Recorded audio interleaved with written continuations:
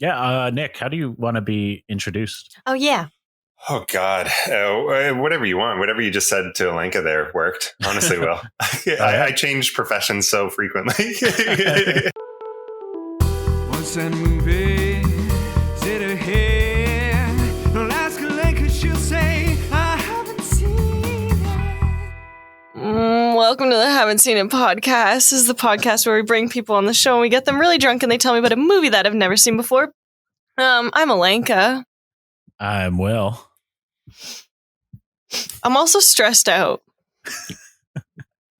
Yeah, you are. You like, I can hear it in your voice, but I can also see it in your face. Oh, not gonna lie, I'm playing it up a little bit. But you guys, I'm actually like super nervous. Like I'm literally fiddling with the wire right now because I'm so nervous. We're covering a movie, a spoopy ass movie. We'll talk about that later though. First, let's talk about our beautiful guest.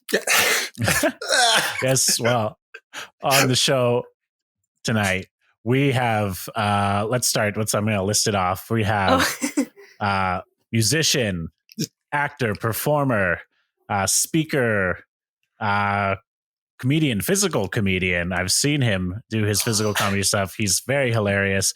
We have the wonderful Nicholas Arnold on the show today. Thanks so much for having me. I like that you had to specify. I've seen him do it. So it's true. I know it's real. He can do it. He can do physical comedy. I'm not lying.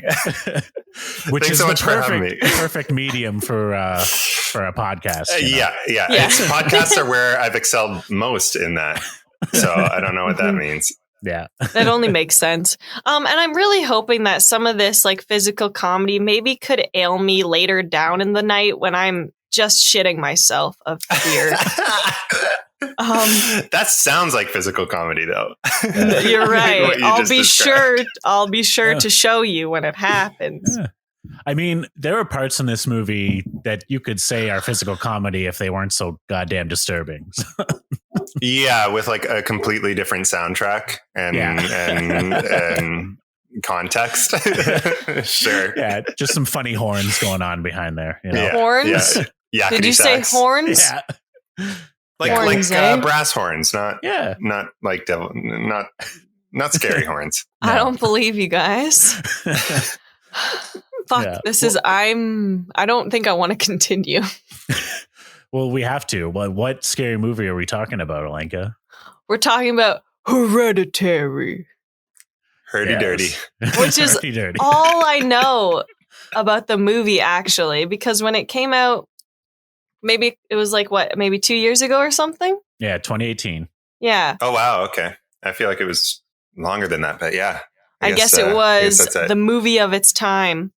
But I remember I would be, I think, on Snapchat watching the like news stories or whatever. Not news, but like, you know, all the shit that they have on there. And every now and then a Hereditary ad would come on. And I get that on Snapchat, the ads are a little shorter anyways. But literally all the ad was a black screen with the word Hereditary and a guy saying Hereditary. And that was it. And that's all I know about this movie is that like, so it's. Is that literally the only thing you know? Yeah, straight up. Wow. Now, have you seen Midsommar? No. Okay. Because it's the same director. I thought that was a Shakespeare thing. Right. So I also don't know what that's about. Because it's kind of, I would argue, like the same territory. I don't know if Will would agree, but we can talk about that. I haven't not seen that one yet, but we were just about to watch it. But it was 11:30 at night, and we found out it was a 2.5 hour movie. So we were like, you know what? Maybe another night. I feel like the two films are kind of like thesis films, like they complement each other, even though they're very, very different. All right. Good to know. How long is this movie? Like 2 and something as well, right? Okay. Yeah, something like that. That's a long time to spook people. Does it get right in? I don't like this. It gets right in. Yeah, it starts. It's one of those movies that's very atmospheric. Yes. So right away the tone is set. You feel uneasy from the opening credits to the very end. No. You feel little pits in your stomach, little things churning. You know, well, Nick, you got a big smile on your face. Why do you want to talk about this movie? What drew you to this movie? Why on are you our so list? fucking sick that you want to talk about this Okay, movie? well, here's the thing. Here's what I love about certain horror films, or at least like my favorite type of horror films, is I'm when they're sweat so much. when they're rooted in like real feelings. Like I think this film is an incredible exploration in grief. No. Yeah. Yeah. And like it just deals with like real human emotions, which makes it all so much scarier, obviously. And that's why I found the film to be so disturbing. And it is so unique in how it ramps up the sort of tension and I don't know. And it was polarizing, wasn't it, Will, when it came out? Yeah, there was. I think Not there was everybody a lot loved of it. people, who were like, could take it or leave it. Like there was people who were like, this is the scariest movie of all time. Yeah. And there's people who are like, no, this movie was shit. Which I actually think Really? it is up there. It is up there as one of the scariest movies I think I've ever seen. Yeah, Sam and I couldn't go to sleep that night. The night And we watched it. I mean, we'll talk about it, but I did have to stop the movie at a certain part and take a break. Like I paused it, and was like, that's a lot. Yeah, I'm going to start crying.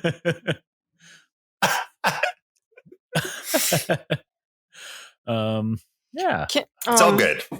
Toni Collette's performance is amazing. The music's beautiful. Yeah. There's lots of positives. We're gonna highlight a lot of positives. You want to know what else I don't like? Is that in the background of your frame, Nick, I can see down the hallway a little bit, and it looks like something could creep out of there. Oh yeah, wouldn't that be terrifying?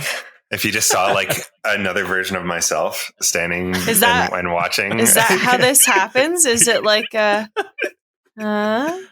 just someone in the background? I'm just gonna keep checking that corner, and I'm someone with a nonstop grin. So stressed. Okay, is that a theme? Because also you've not really stopped grinning lately, so I'm just listen. I'm just having a blast. I'm just having so much fun. Nervous.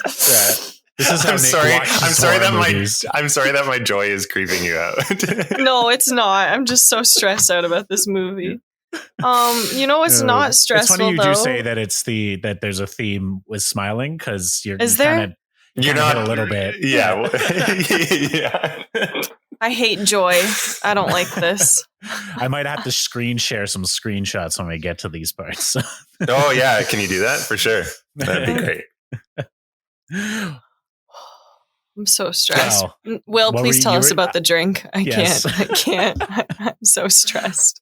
Well, the drink is kind of like it's fun. It's the drink is so fun. Yeah. I thought I forgot what movie we were gonna do because I was like, this is gonna be a fun thing. I bet you there's a diner scene in whatever we're listening about where there's like a couple sipping on a straw at the same time in the same cup.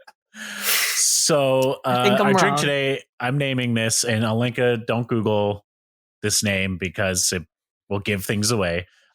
This is called King Paimon's Favorite. Right. Okay. I'm so wanted. I like it. And it is a chocolate smoothie, milkshake. Basically, just make sure there's some chocolatey bits in there. But you want to have a hint of peanut butter in there. Mm-hmm. Just that's like the secret ingredient that people don't know about. That's where Will gets really, really twisted with this for sure. Yeah. And I don't know, we made ours with like bananas. We threw a couple other things in there. Oh, you can make yours with ice cream. Yeah, they went healthy. I put a literal whole pint of like chocolate ice cream in mine. I'm with you, Alenka. That's exactly what I did. And I have bananas behind me. I know. I also thought about putting in bananas, but I was like, no. Nah, better not. No. Ours is a smoothie. Yours is a milkshake. Let's agree to disagree on what's better. Oh, fair enough. God. Although I think we all agree milkshakes are better. Oh yeah, 100%. Nobody would deny that ever. They'd be stupid. Based off that drink description, I have a feeling that the main character, whatever, goes a little wonky about somebody dying, perhaps, and seems like a nice boy. And then not so much. Maybe he does some bad things. You got that from the drink description? Yeah, I did. Was I close at all? You were like on track and then like took a sharp like left turn. And then, yeah. Okay. Well, okay, to be fair, it wasn't all from the drink, but it was a mix of what I've heard so far. Yeah, gotcha. Where did I take the wrong turn? Your perception on who the main character is, for sure. Yeah. Being bad boy? Yeah. I mean, we can't He's give anything nice away boy. yet. No, not yet. Okay. He's a nice boy, right? I don't like that. I feel like that's what you're hoping for, yeah. Yeah. See, that's what I'm saying. Is that he is perceived as a nice boy. And Who is he? I don't know. Hereditary. That's Hereditary, yeah. Harold, I'll assume is his That's name. one of my favorite things is when people who like clearly haven't invested too much in knowing about a movie call the main character by the name of the movie. So it's like, oh, when Hereditary did this. I do love that also. It's I saw very one guy tweeted, Breaking Bad's wife, what are you doing? Breaking Bad's wife. Oh my God. That's good. Well, you got to know what show he's talking about. Maybe names alone just won't do it. Yeah. I mean, we should find out what Hereditary gets up to. Okay, but also disclaimer right up front, I might projectile puke my smoothie or my fucking whatever it was because of stress. Fear. So yeah. Continue. You may now. Nick. Yes. How does this movie start? So this movie starts with the funeral of the grandmother of this family. So it's Toni Collette's character, Annie. She has a husband played by Gabriel Byrne. I can't remember his name. Steve? Is that ringing? Yes, Steve. Yeah. Who's really the only normal one in that family. Yeah, really. Like, because the others are just so offbeat. She's got he is like the Toby. Right. Yeah. In the office. Like it's just kind of there. Completely normal. Yeah. So Toni Collette, Annie, and then she has a teenage son, Peter. Okay. Maybe he goes bad, maybe not. Okay. And then a little girl who's probably like 12. Fucking hate when there's kids in this 13 shit. years old. It's 13. Okay. So, her name's Charlie. Mm-hmm. And the interesting thing with that is, she's really weird. She's so weird.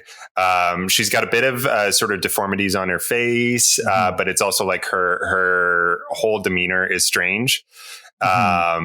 She's got this little tick.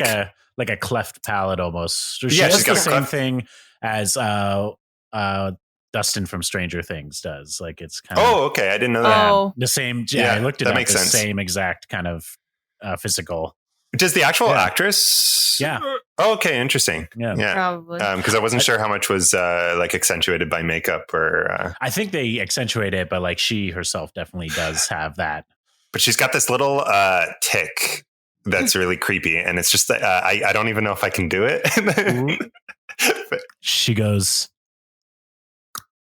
Yeah, and she does it all the time. She just That's clicks her tongue. So normal. Right? Yeah, and she just clicks her tongue all the time. It's just totally in the context. It's so totally in the context. Otherwise, it's because if not. it was a comedy. Well, if it was just a normal little girl, I'd be like, that's so silly. Yeah. I'd be like, you silly. So they're at the funeral and we're really not sure who this sort of woman was, this grandmother of the family. But Toni Collette's character Annie also hints at the fact that she barely kind of knows her mother, the grandmother, because she doesn't recognize anybody there's so many people at this funeral that she doesn't know, and she kind of points that out as she's giving the eulogy. Mm-hmm. And there's just a weirdness. Charlie, the little girl, was super close to the grandmother to the point where she literally asks her own mother, who's going to take care of me now? So there's all these, we're setting up the stage that this family is very frayed. Kind of broken a little bit, yeah. Yeah, to begin with. They're very, very broken. What kind of like income range do they look to be? Great question. Their house is great. Their house is fantastic. Okay. Oh yeah, it's like right. Yeah, he's Gabriel Byrne's character is I can't quite remember. They reference it like a psychologist.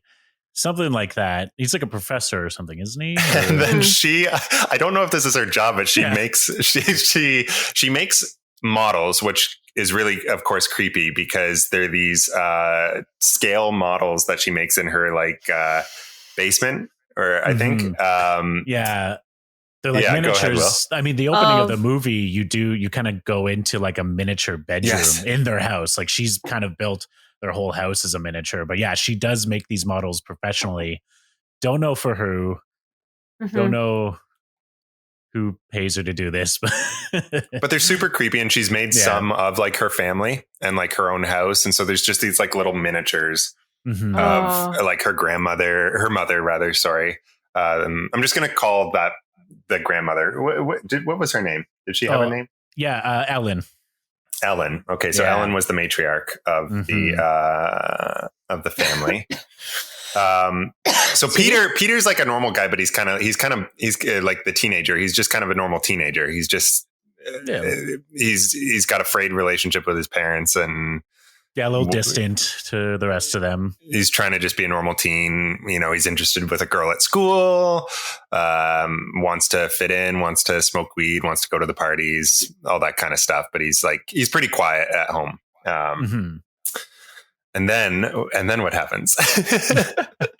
I'm trying to think. I don't want to jump too far ahead because the only things I can think of are the big moments. So I'm like, and then wait, I'm trying to remember at this point at the funeral. Do we see that dude that is smiling? Yes. So back to the theme of smiling. So like, there's all these people that.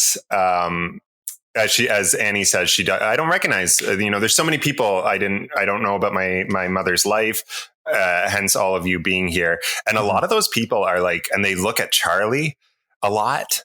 Yeah. So they're paying like a lot of attention to Charlie, and they have these creepy, like Nick on a podcast smiles. All of them? A lot of them. There's a shot where like Charlie, I think it's an open casket, right? Or I think she's just at a food table. No, I think she's at the casket, isn't it? In my memory, she's at the casket. And then it's kind of like a shot on the side of like Charlie. And then it kind of pulls focus to a man looking at her with the biggest fucking smile on his face. And it's really creepy, but weird, but also like funny. You're like, what's that about? And then that's I'm so stressed. That's that the thing. Little girl is going to get possessed or something. Like they all know.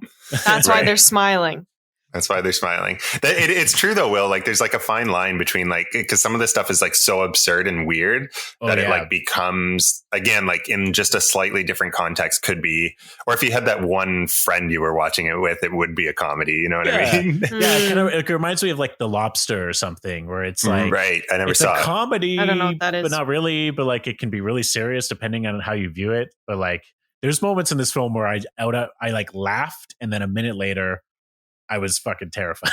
Yeah. The thing is like, for me, I'm so affected by like atmosphere and like right off the bat, the atmosphere and the tone. Yeah. I'm like, so when I did see like that smiling man, like looking at Charlie, it was completely creepy for me. There was nothing remotely funny about it. Even though it's like so absurd because he's at a funeral and he's got this like ear to ear toothy grin on his face. I think like the only thing I can think of next, other than Charlie being like, maybe we should talk about Charlie and what makes her weird. Yeah. Yep. She cuts off heads of animals, of birds. Yeah. A bird flies into the window of her classroom, like she notices it, and later after class she goes out, finds it, and then there's a gratuitous shot. I mean, they kind of cut away, but like of her taking her like fucking safety scissors and cutting the head off this bird. Yeah. And you're like, she's a little weird. And then what does she do with that head? She takes it home. Yeah. And she makes little figurines. No. With dead bird Her heads. mom knows this? No. Mom definitely doesn't know. Yeah. No. How does she manage? Mom's pretty like aloof to the rest of her family. Annie is. What were you going to say though, Alenka? How does she manage? Well, how does she manage to do it in secret? But I guess if the mom's not really present. Yeah, and then I also just thought of there's a really creepy scene. This will creep you out a lot, Alenka. But we'll say it now before it gets. Is it dark where you are yet? Not yet. So there's a really creepy scene, sort of just after the funeral, where Toni Collette is working on her little miniatures, and she's got like the big little magnifying eye thing. She's looking through. And her, and she's doing that. And then all you get, and it's just from Toni Collette's performance. There's nothing. It's just her sensing someone in the room, in the dark room, because it's just her lamplight. Why though? That's not a good way to work. But though you do see Ellen.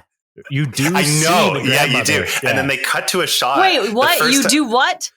Yeah, so they cut to her POV, whatever she's looking off into in the darkness. Uh-huh. But the first time I watched it, it was just a black screen. And then I watched it again and I brought up the brightness. And Ellen, her mother, the dead grandmother, is there.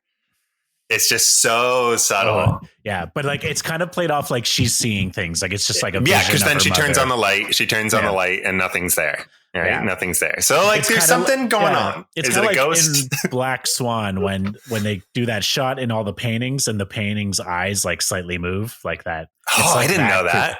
Oh, really? Oh, that's the creepiest shot too. I gotta look that We'll up. Get to that movie another time. Yeah.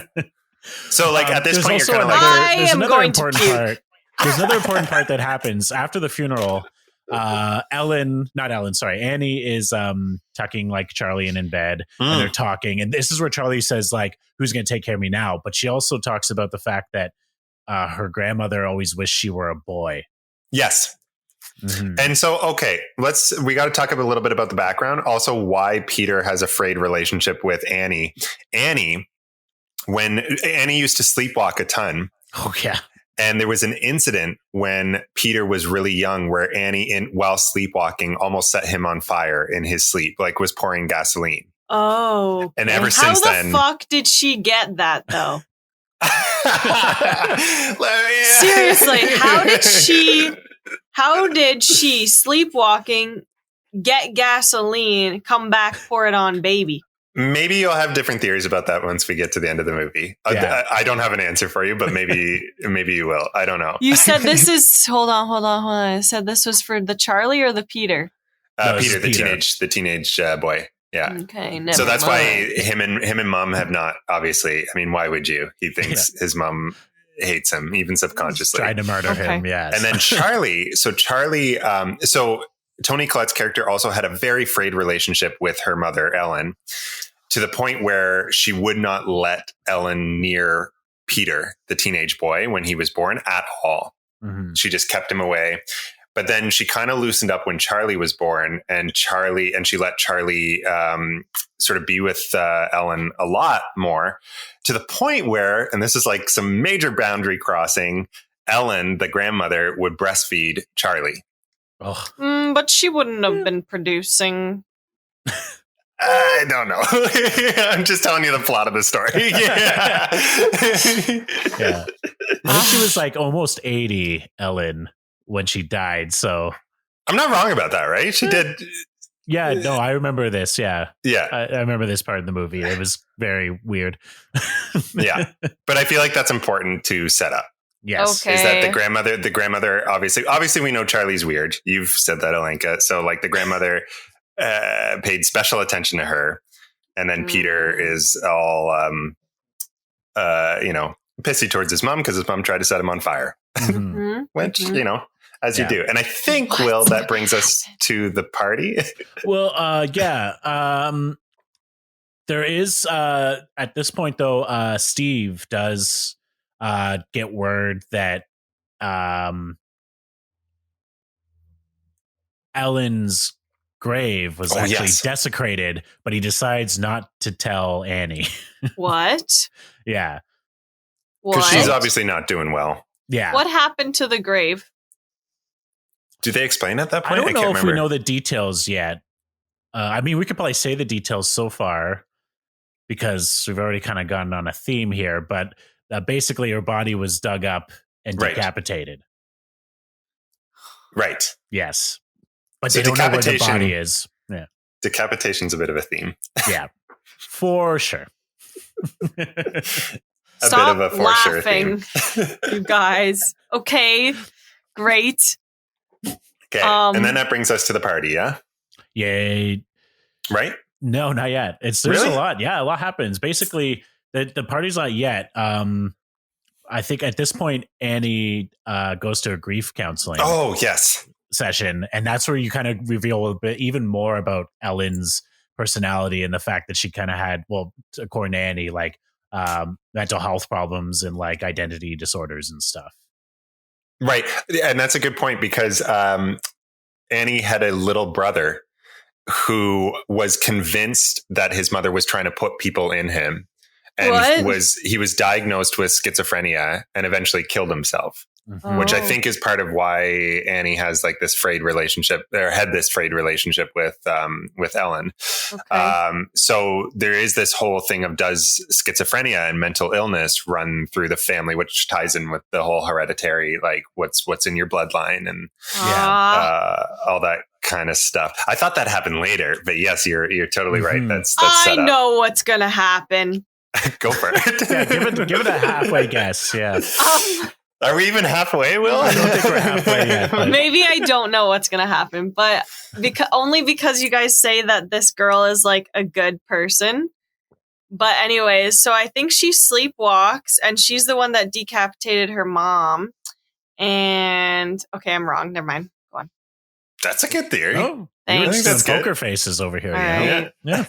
Anyways, so maybe that, Yeah. but who knows? You know. Now I think this is the party. Mm-hmm. Although I do think there's. I'm gonna say I got a little bit of a synopsis up on my screen just so that Right. I know. But there's a part where Charlie sees like a glowing light. In her bedroom.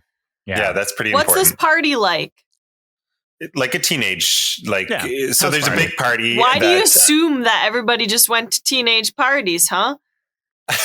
Wow. Are we triggering something for you? Maybe a little I bit. think this got brought up during our 10 Things I Hate About You session. Oh yeah. Alenka never was invited to For the record, parties. I never went to parties like this one in Hereditary, like big, overwhelming Yeah, house no. parties. No. No. No.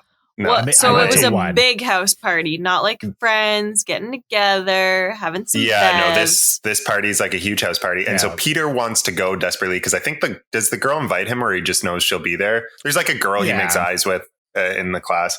Yeah, so they're destined to be together, as it is. Yeah. Oh yes.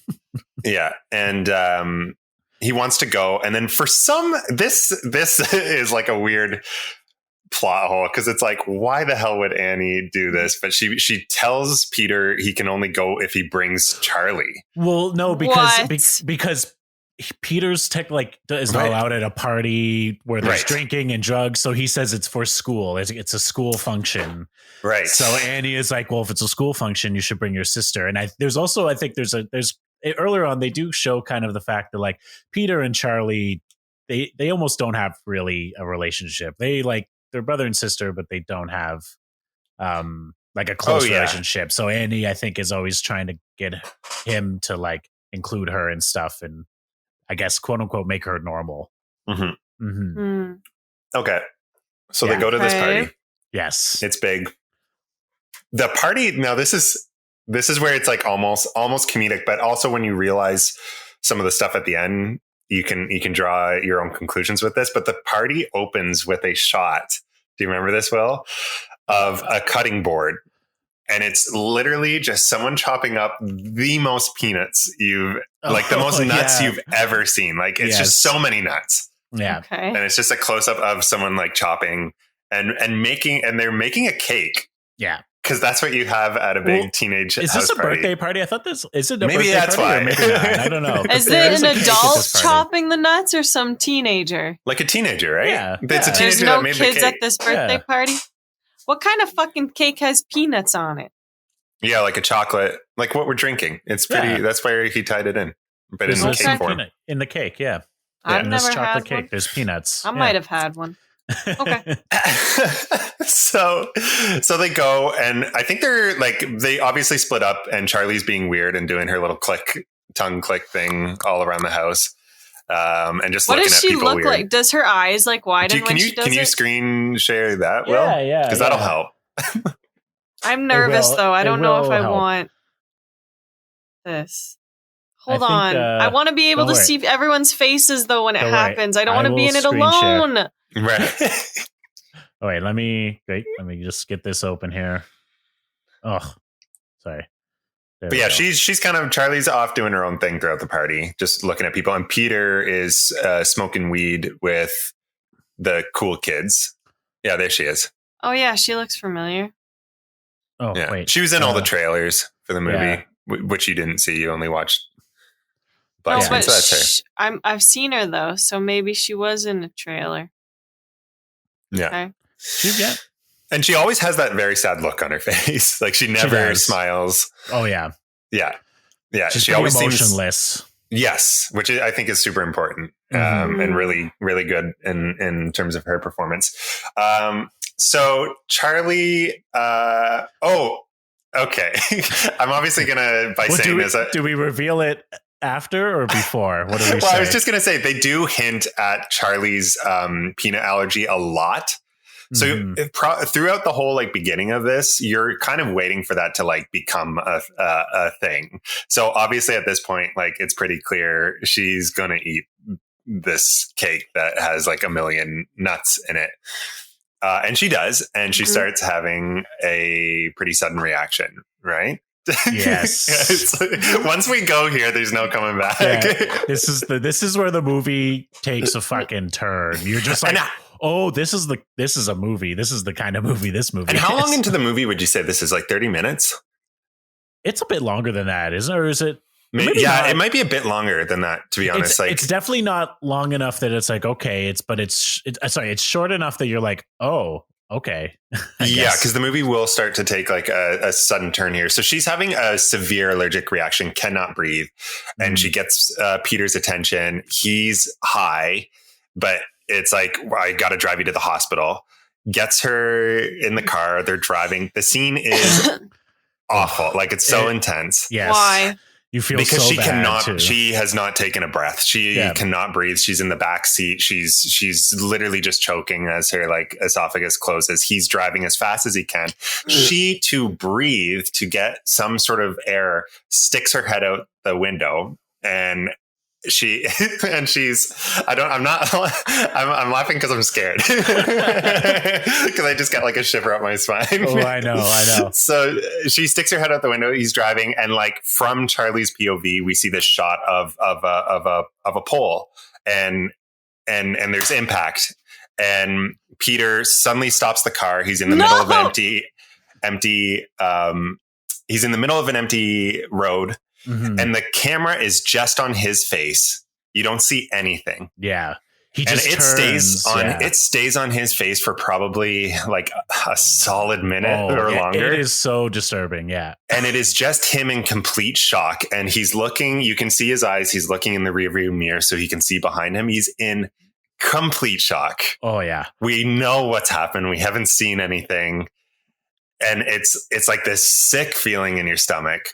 And then the next thing you see is him pulling into their driveway of their house. Pulling into their driveway. He just pulls in, he gets out and he leaves the door open, right? He just kind of gets out of the car. He's in shock. Yeah. Walks into the house and basically just goes right to his bedroom. But he goes into bed and lies down. He doesn't go to sleep. He's just, he's completely dead inside. And the next thing we see is the sun has come up and he's still awake, lying in his bed. And it's just on his emotional face. And we can hear the audio of Gabriel Byrne and Toni Collette saying goodbye to each other to go in the morning. We know what's about to happen because his sister has been left in this car in their driveway. Yeah. Right. And we're still on Peter's face. We hear Toni Collette, we hear the front door shut. And we hear her, gut wrenching, see it, howl, just scream. And it is one of the worst sounds I've ever heard was Toni Collette screaming. Like it's funny because it's something I've obviously never heard firsthand, but like as soon as you hear it, you're like, holy shit, that is exactly the way a parent will sound if they stumbled upon the most horrific shot. And then to emphasize this. Yes. Oh my, this is like oh my God. It was like, you're like, that's a little too much, but then you're like, no, because the sound is horrible. The sound is horrible. Yeah. Her screaming is so horrible. Like you feel like you're about to throw up. And then to emphasize it, the director, Ari Aster, cuts to Charlie's head on the road, back on the road. Head. Yeah. With ants all over it. Just like, because it's been there all night. Yeah. So what Toni Collette stumbled upon was her headless daughter in the back of this car. And then it cuts to this horrible scene of Toni Collette on her knees, like pulling at the carpet, screaming as Gabriel Byrne, like, and that's the point I paused the movie and took I was like, what? Because it comes out of nowhere. If you have not heard about this moment, like you are like, what the fuck? Yeah. What just happened?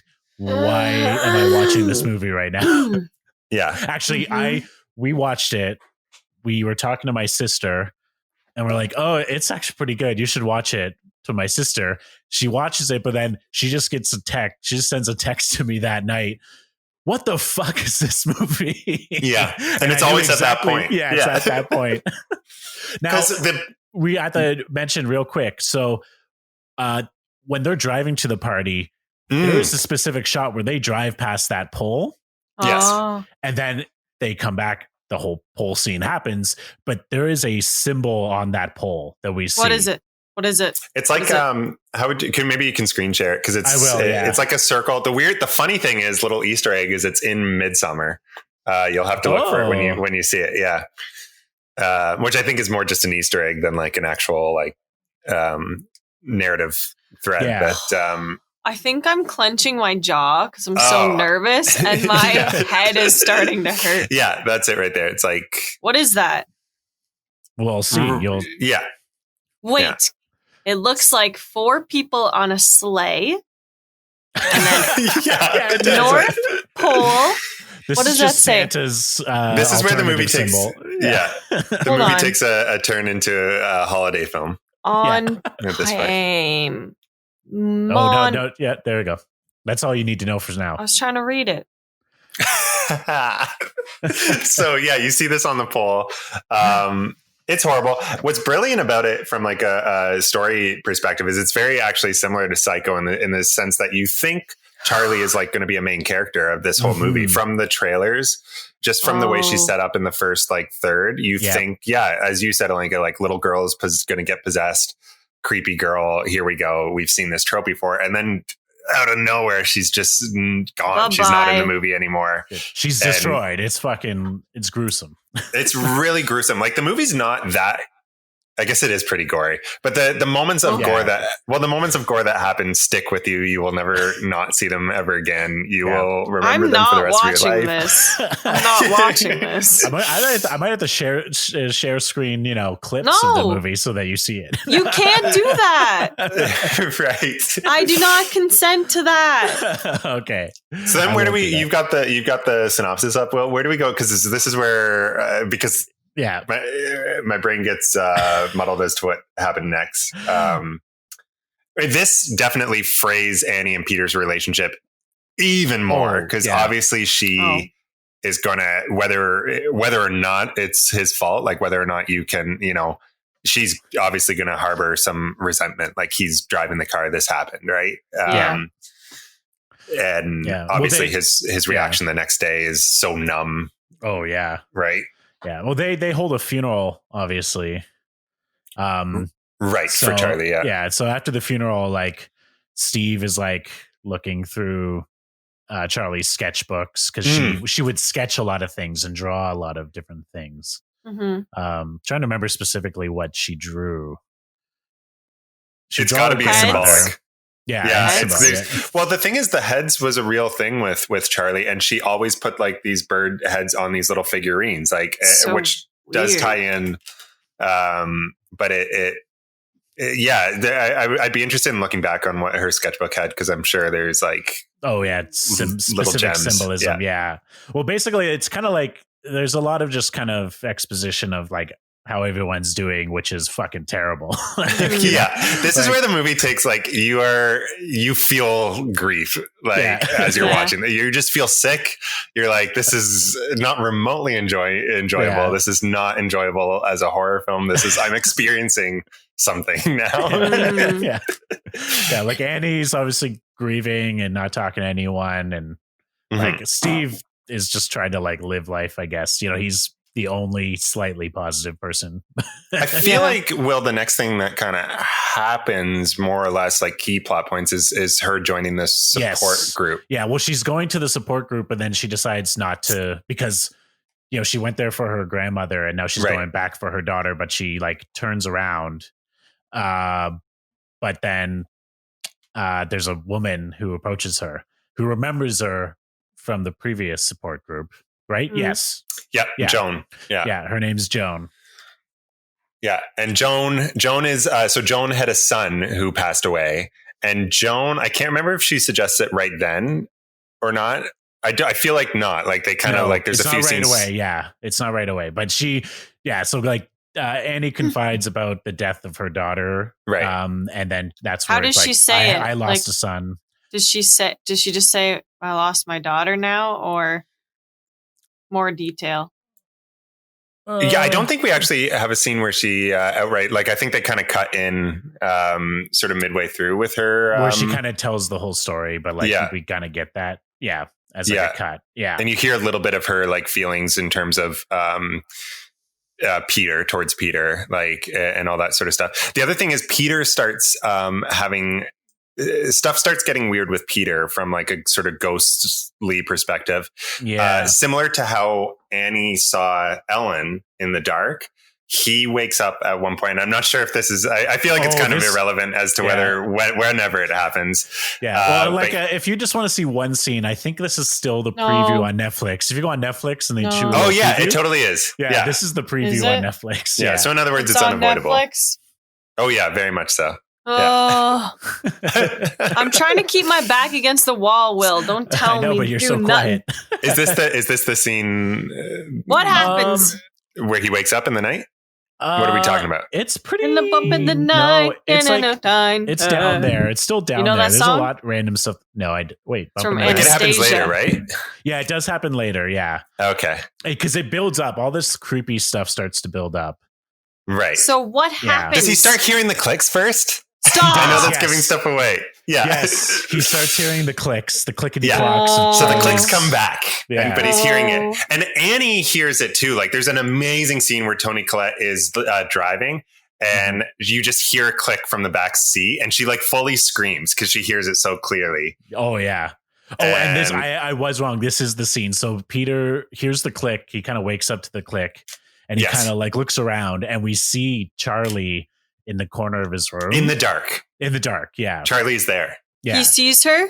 Yeah. And she's there, like in the shadows, but you can like make it out. Creepiest, coolest, weirdest shot ever. She is like standing there, and then her head sort of falls forward, rolls off, and then goes through kind of a shadow bit, but it's a basketball that starts seamlessly becomes a basketball. Like it was just a basketball that he like saw fall off, but like his, it literally it's all one shot. It's really, really cool. Yeah. No.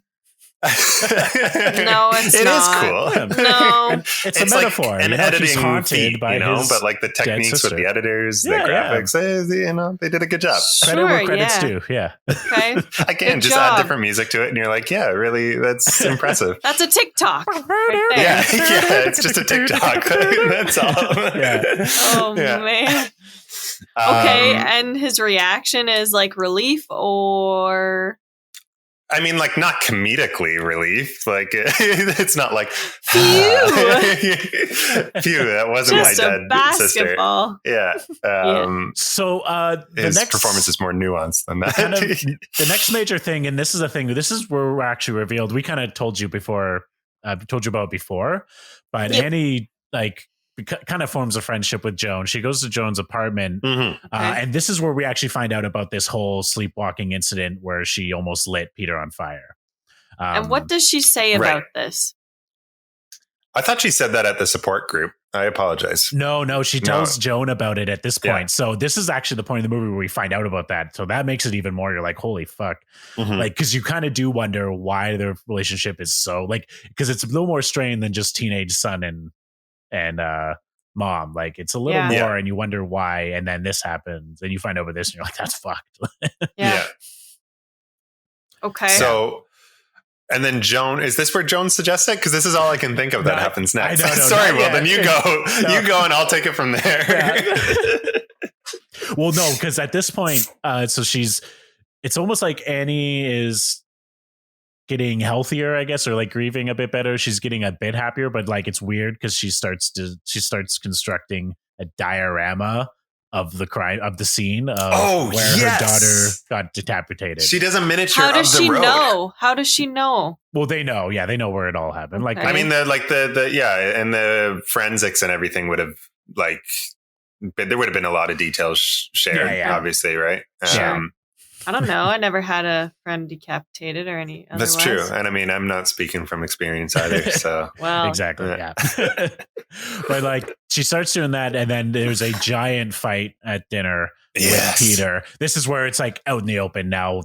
Annie blames Peter for her death, and Steve basically also hates at Peter. the table. Yeah, Steve doesn't. He just sits there, you know. Yeah. It's a great job by Gabriel Byrne, but he What food are they eating? There's like green beans. I feel like they're eating chocolate cake with peanuts. Don't say that. You don't say that. Yeah, I don't say that. That scene though is like that was the scene where everyone was like, Toni Collette needs to be nominated for an Oscar for this movie.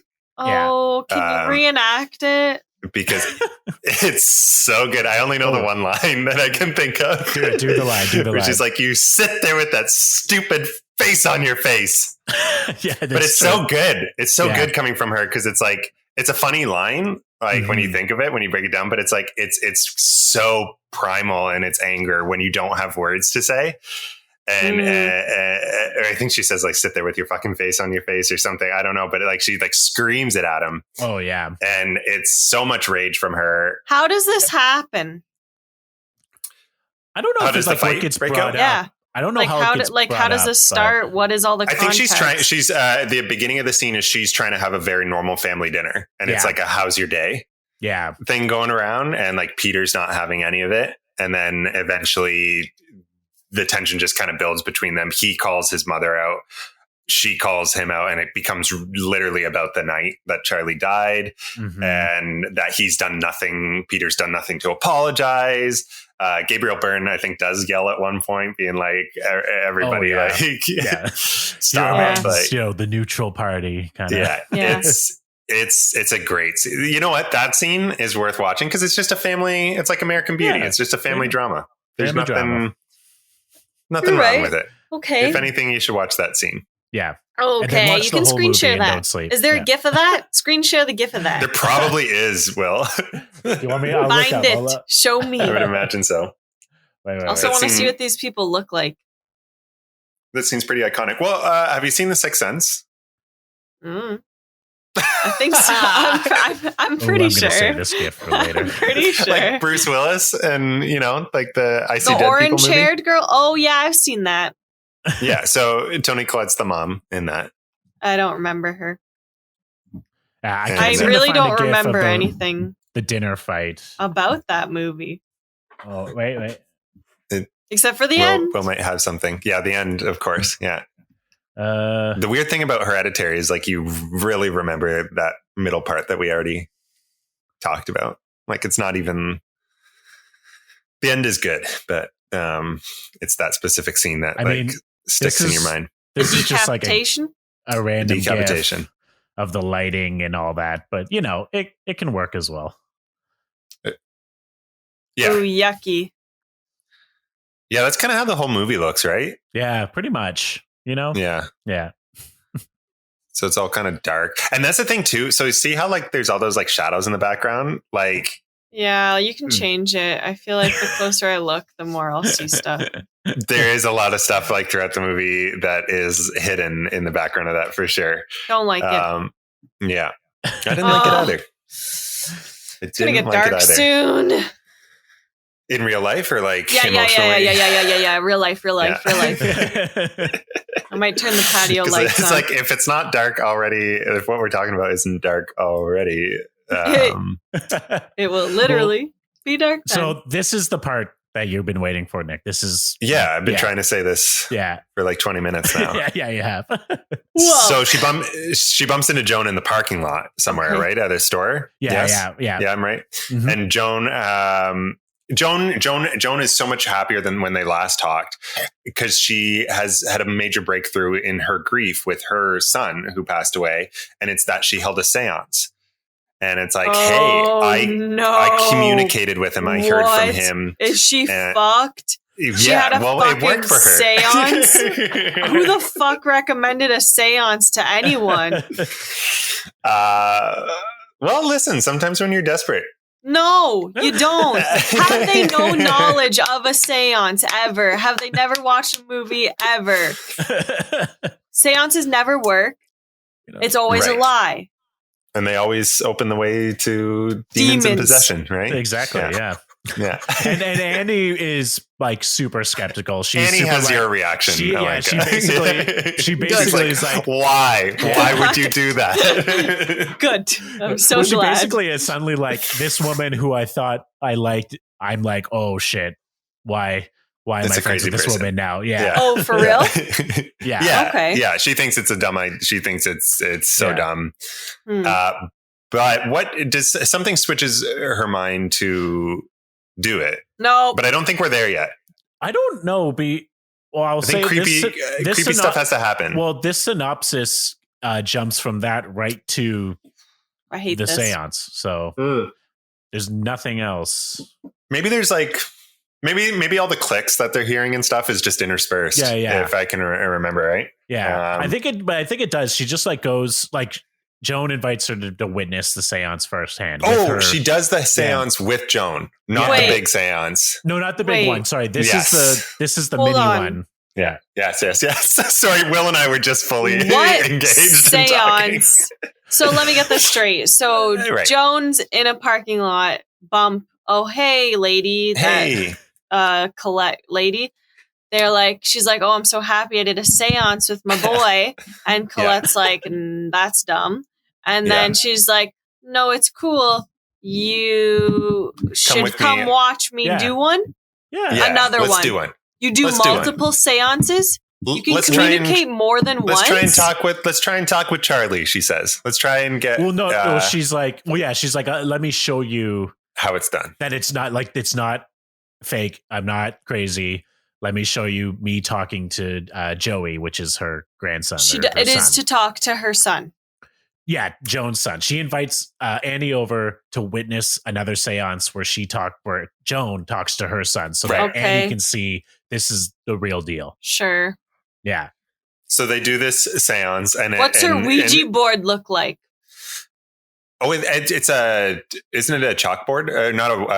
There's a chalkboard, and then there's also like a glass. It's a candle. They light a candle, right? Is that what they do? Yes. Well, it's a seance, so obviously there's at least one candle.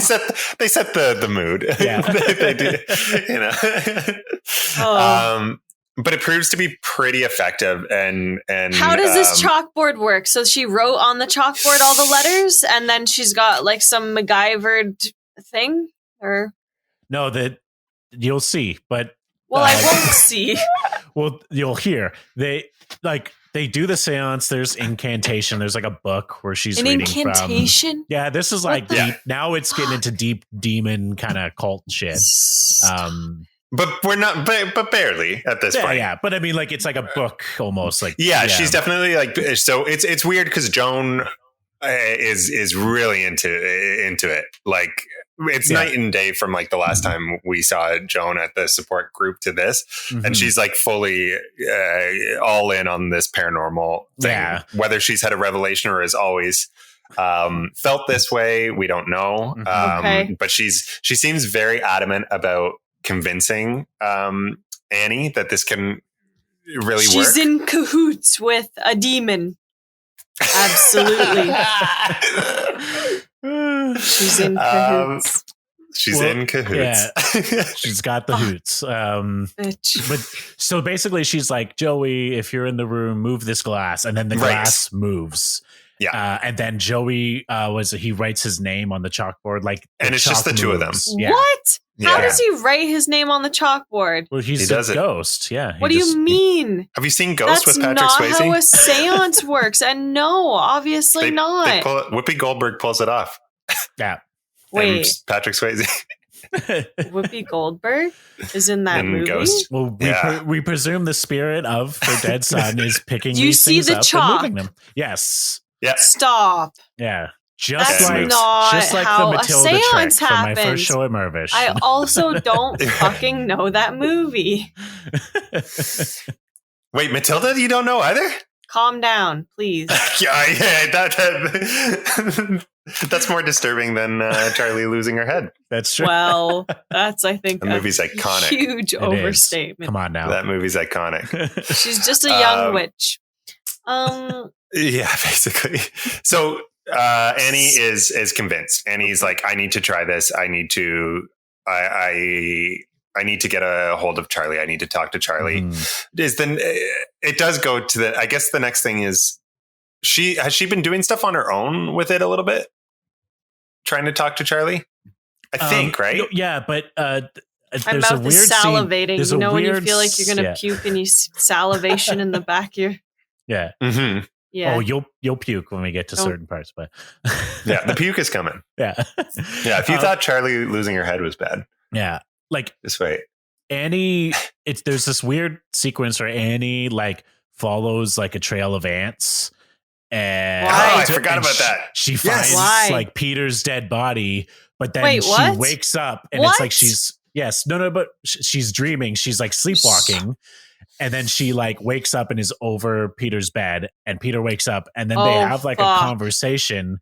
But then Annie then wakes up again, like she had a vision within a vision sort of thing. Yeah, yeah. It's this really well done sequence where you don't realize that you're watching a dream at first, because she does. She follows these ants, sees Peter's body in the bed, and then wakes up from the dream, which you think you're now in reality. But then it does these it cuts back to Toni Collette, and then it cuts back to Peter, and Peter's drenched in gasoline all of a sudden, and it gets really weird. And then she has this dream where she's lighting him on fire, and the two of them in this dream are confronting each other. He's being like, "Why do you hate me? Why do you want to kill me?" And she's sobbing, being like, "I don't want to kill you. I don't know why I'm doing this." And then wakes up from that. Like it's so disturbing. Oh, it's so creepy. I don't like it. Yeah. But then this is where she starts. In order to summon a person, you have to have like a personal item of theirs. Thank you. She takes Charlie's sketchbook and starts reciting the incantation by herself. What is the incantation? Latin? I couldn't tell you. Yeah, like just a different language. Yeah. Okay. Yeah. That's maybe cool. watch the movie, Alenka. Maybe watch the movie. I can't. And then I don't think I can. Just fill in the gaps. I will say I appreciate that. Like most times I will say like, no, you have to see this movie. This is a movie where if I know someone has like anxiety or different things that can get like triggered, I tell them not to watch it. Like this movie. What are you saying? This movie is not for everyone. That's for sure. Now I have to watch it. Fuck you. Oh wow, reverse psychology works way too well on you. That was fast. I will watch it. I'm an adult. I can do it. Whatever. I'll know what's coming up. Special club. Yeah. So she does start having these little breakthroughs in communicating with Charlie, and she gets really obsessed. Now Annie is going all in on this whole what has paranormal happened, side of things. though? Like, what are her little communications? Do you remember, Will? I only remember the big seance. She like Charlie definitely draws something in the sketchbook. I'm trying to remember. Yeah, that's how she knows that. Yeah, and it's like amazing. This is working. It could be anyone. It could be a demon. Right? It could be her grandpap mommy. Yeah. Yeah. It's her grandma, isn't it? So like she finally gets like headway in the middle of the night, and she like wakes up Peter and Steve super excited. Yeah, it's manic. Like she come downstairs. We need to do this. I can speak to Charlie, and they're all like, "What are you talking about?" Her whole manicness is freaking Peter out. Like he's just getting really like concerned. Like yeah, imagine being woken up in the middle of the night like by that, your mother, right? Who's like, I can talk to your dead sister. Like we're doing this right now. Like it's so disturbing. Yeah, mixed with like Toni Collette's just like absolutely destroyed persona. Like she's she's whatever progress she has made in her grief, it's all starting because now she's getting obsessed. Like she's so she's not sleeping. She doesn't like, she just looks horrible. Steve is like having enough. Like he thinks she's losing her mind, but she's like, no, we have to do this. She starts like doing the incantation. They're doing this seance together, and it gets intense. Oh yeah, like things are shaking. Things start shaking. The glass flies across the room. Annie like gets possessed by, I guess, Charlie, basically. Yeah. And we hear Charlie, Stop I'm pretty sure, say like help at some point, right? There's something along those lines. Yeah, it's like buried in there. Stop. Yeah. What else is said? I think, is there a clicking? Do they click? Do they? Is she like talking? Not in the seance. Don't do that noise. Is she like right. Is it like she's talking and then also she's like, hey guys, I'm doing fine. Oh good. What just wanted to check in. Okay. Cool. Thanks so much for reaching out. Grandma says hi. We're chilling up here or down here. Whatever you want. Might be down. Might be down, yeah. So what happens though? Like well, basically like what Steve like throws fucking water in her face, like douses her with water to get her out of this state. What is Charlie all saying through her mom? It's pretty chaotic. Like nothing specific. It just because like everyone's yelling on top of each other too. At this point, like Peter's like sobbing. Steve is saying like, this is enough. Like whatever you do, like stop. So it's nothing like there's no moment of clarity where you're like, here's nothing that Charlie. You heard. You could make out nothing. I recall her saying help. I don't know if you do. You heard, and it's in Charlie's voice or the mom's voice? Like is Charlie the mom's in there. Voice overlapping? Yeah, it's Toni Collette's voice. Yeah. And then, yucky. And then, he's like, Steve is like, I've had enough. Splashes the water in his face. You've gone insane. No more. Stop this. This movie gets so messed up from this point. Wait, before we go. How do they know right away that it's Charlie? Like what we the audience know. No. Yeah. But like what does she do? So what is like, how do you know she's possessed? We might have to watch this scene. Yeah. It's Toni Collette's performance. Like she like changes like right, Will? Yeah. She completely like changes her like whole demeanor, and we like know that. I think there is a point of like everything stops and she's changed, and then. I think that's later though. Is it later? What you're talking about? That specific shift. Yes, you're right. Yeah, you're right. Yeah. That's what I'm thinking of. Yeah. There's something like, I know that you're trying to grab these details, Alenka, but we just can't give them to you. like just it's a frantic scene of so much going on. There's just like tables and things moving around. Everyone's screaming, and Toni Collette is definitely a different person in this scene.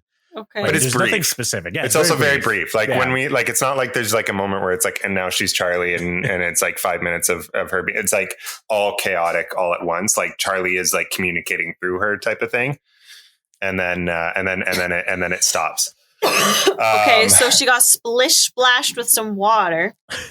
Yeah. And again, depending on how you watch this movie, could be hilarious. You know? Okay. And then weird things start happening with Peter. Yes. So hold up a minute. So she gets. They all go back to bed. They all go. That was weird. like Steve basically denies that it happened. Like he thinks that it was just something weird. Like there's just their own kind of like sense. Like he doesn't believe that anything actually happened. He thought it was just like their mind playing tricks on them. Yeah, which is interesting because like stuff definitely happen, Steve. Oh, yeah. Like there's like stuff gets thrown Come across on, the room. Steve. You fucking idiot. Well, it's like, at a certain point, like you can say that all you want in terms of like her behavior, Annie's behavior, but then like when a glass gets like tossed across the room by itself and like smashes against the wall, like that's a physical thing. Yeah.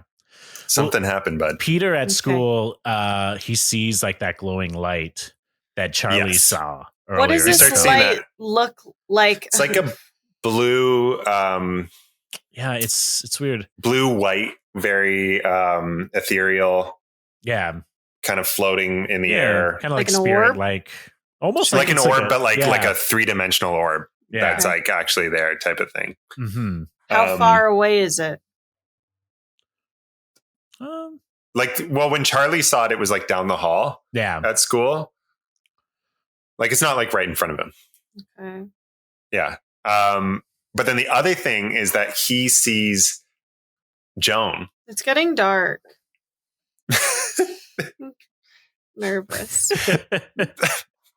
Okay, should have recorded this at 1 in the afternoon. Where's Joan?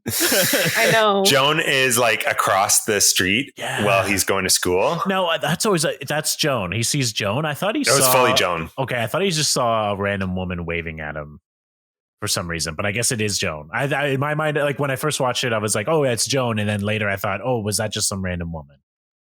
No, well, now you're making me doubt because it is off in the distance. But I thought it was. I was pretty sure it was Joan. It makes more sense that it's Joan. The road, and it's just like, oh, I know. Like that? I think he sees both. Oh, he sees both Joan. Oh, he does. Doesn't he? Yeah. Yeah, no, I know what you're talking about. Yeah, so he does see a creepy woman just like waving at him. Yeah, and she's waving like this. She's got like a little hand. Yucky! Why? Yeah, and she's smiling. She's doing that. She's doing that smile. Why?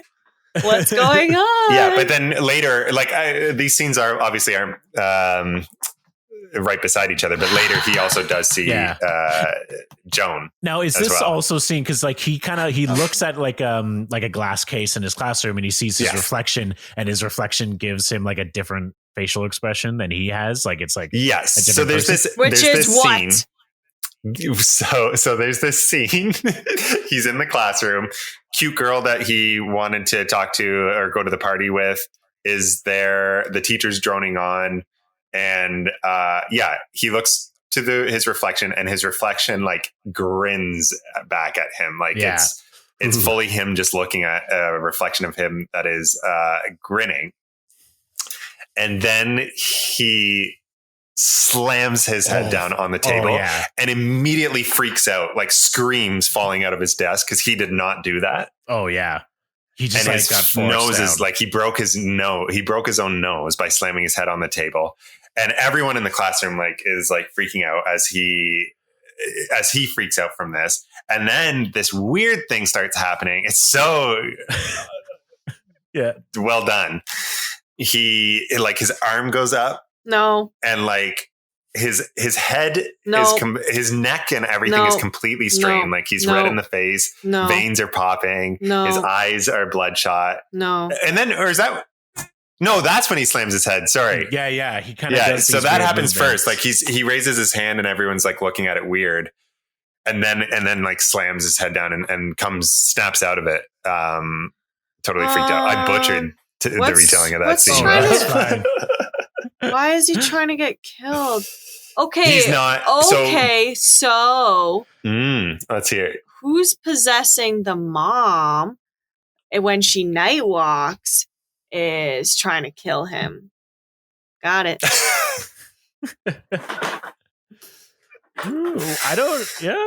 There's theories, I think, I don't know how well Alenka's gonna take her arms are gonna go up at this ending for sure. She's gonna have a lot of wait. Exactly. I know. Okay, so his nose is bleeding. He did not do that himself, like because when he slams his head down, is completely freaked out. Like it was like he wasn't.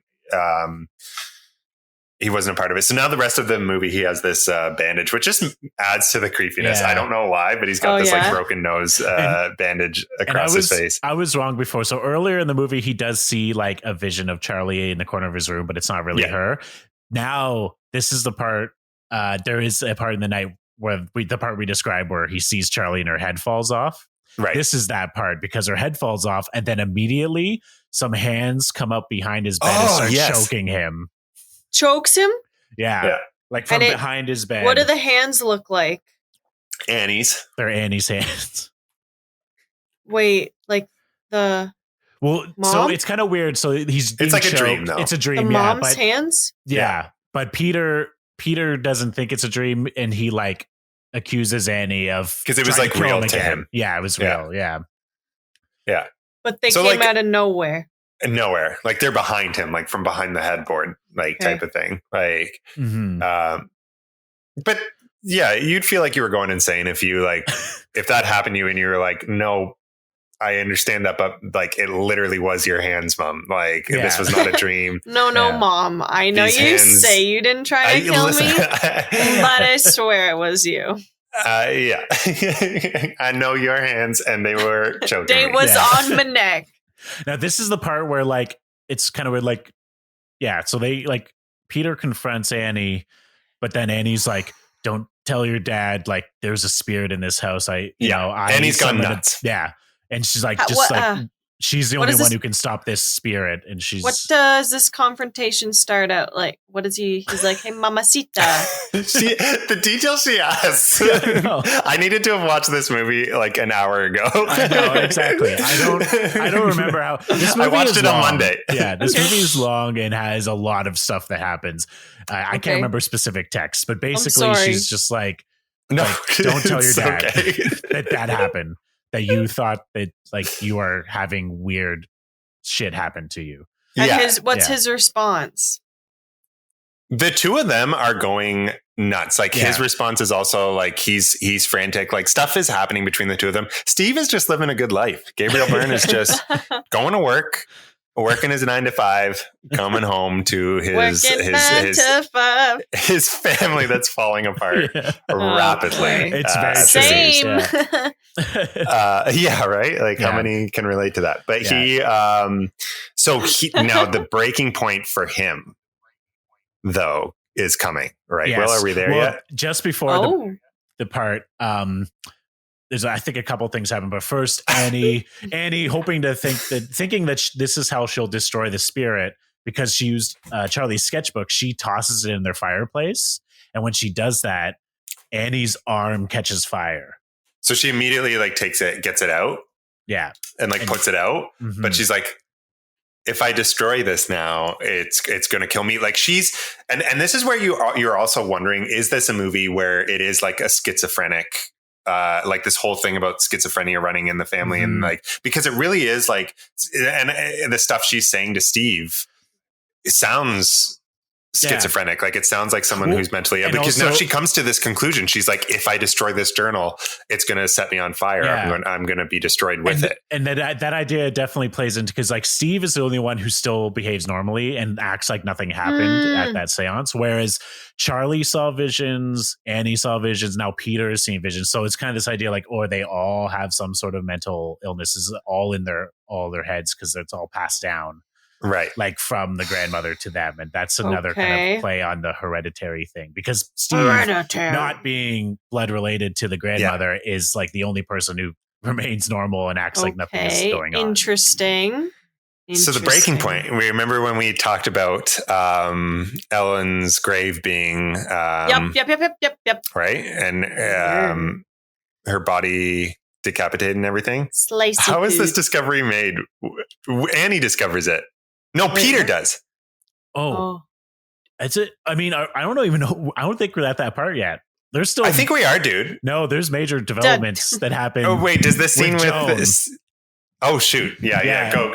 Annie, like again, Annie. After like she catches fire and she's not sure what to do, she goes back to Jones to find that Jones' house is like gone, like no one's there. Oh, yeah. Excuse me. Her house.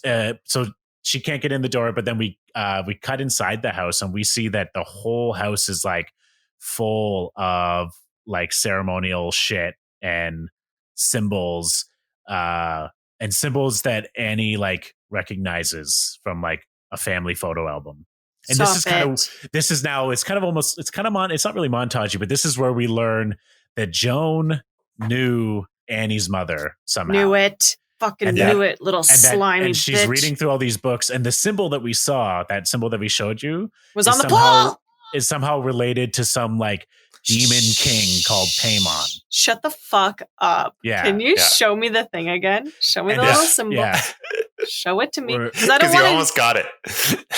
Was I? Does it say that on it? It says Paimon, yeah. You were like, Paimon. As you were reading it. I would not have. I already forgot. Oh, Paimon. Paimon. It's not Paimon. Yeah. Paimon. I think she pronounces it. I see. Paimon. Oh. Paimon, yeah. Paimon. Yeah. What's the four people in the boat? So Paimon actually is a demon. A real demon. And who is he? Real historical. He's like second in command, apparently, to old Satan. Old Satan. Hate demons because I was raised Catholic. So I know they exist. Same. Right? It's so scary. So Paimon is like second in command to Satan. He's got like he's a man, but he's got like a woman's head or something is the actual depiction of Paimon, I think. Yeah. Do you have any imagery of him, Will? Oh. Like what happens if you type in Paimon? Do we summon him accidentally? Stop it. No, I think we have to say him 3 times, don't we? Stop it. I feel like there's a lot of... This is just artist renderings. Yeah, like it looks like nothing. Honestly, looks like D&D or something. Like this is like a real non-scary image of him. I don't know. See, nice guy, and he's riding a camel. Yeah, that camel looks happy as fuck. You know. Yeah.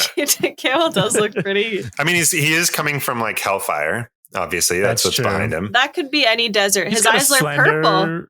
Good-looking face. You know. I remember reading what are the other when depictions? I read about the movie. Yeah, there's got to be some better ones. I remember reading when I was reading about the movie afterwards that it's like he's got like a woman's face with like a male body. What's or his something deal? Like that. Exactly. He that could be a whole other podcast, you know. Yeah, but there actually is something. He's like the keeper of all secrets of like the universe type of thing. Yeah, well, he's so one like of the bringing kings him of into hell, power. Right? Yeah, bringing him into power will like you'll obtain those secrets. He sacrifice obviously is like a big thing. Bitch. Joan, totally. Right? Yeah. Tricked her. And like, what a little bitch. It's weird. It's like this is all revealed through like her reading, but basically like Joan and Ellen were all part of the same kind of like group of people trying to conjure. We're in King a cult Paimon. movie. We're watching a cult movie. This is a cult That's movie. what this is. Wasn't Paranormal Activity also a cult movie? Yeah. It's a big theme in the and then because that shit's fucking real. Yeah. Yes, just after that scene, that's when Ellen goes up to the attic and discovers. Annie goes up to the attic and discovers Ellen's headless corpse in their attic. in their Shut house. The fuck up! How to get there? How to get there? And it's there in like a satanic. Well, we're never shown how it Why is it there? How did she go up there? Why did she go there? So in the attic, though, is all of this like satanic like paraphernalia. Oh, this is in Joan's house, not their house. Okay. No, this is in Annie's house. Yeah, in Annie's attic. Wait, what? There's all that satanic shit? Oh, this is the mom's house. Mm-hmm. Which like is Annie's. Yeah. Yeah. Oh. Mm-hmm. Wait, like what? the family's house. The main Why is all that characters. shit upstairs? Because let's get get to the ending and then we can theorize. No, it's not explained. It's not explained. No, it's not explained. So anything has to be a theory. So she just opens up the attic. So why does she go to the attic? She does go because I think she either smells like there's something that lures her up there. I just can't quite remember. I'm not sure what it is. So she pops open the attic door and she's like, don't remember and then any of this you can stuff hear the being flies. You can hear the flies. Like there's obviously like something going on. Mm-hmm. And the body is in like a satanic, like in your sort of star, like when people do their like, when people do their satanic worshiping like that, candles, star. But it's missing the head, which is weird. Yeah. Well, is it not weird because we knew that? But apparently when I read about Paimon a little bit, like in terms of sacrifices with that demon, decapitation is a huge theme in real life, or whatever you deem is real about that demon. Now I want to know how the Gma actually died. So that's like a legitimate thing. I think she just died, is my theory. Yeah, she died of like natural causes. She's it is a little bit. She was 78, so yeah. So basically, so then Steve comes home, and at this point, Annie has all the information, is just frantic and explaining it all to Steve. Like she's gone nuts. Yeah, she's says, like, Ellen, it wasn't a cult. Her body's upstairs. Yeah. It's got no head on. Yeah, basically. Our pets' heads are falling off. Pets? What pets? It's a Dumb and Dumber. Yeah. It's a Jim Carrey line. I don't know. I've had it with this stinking town.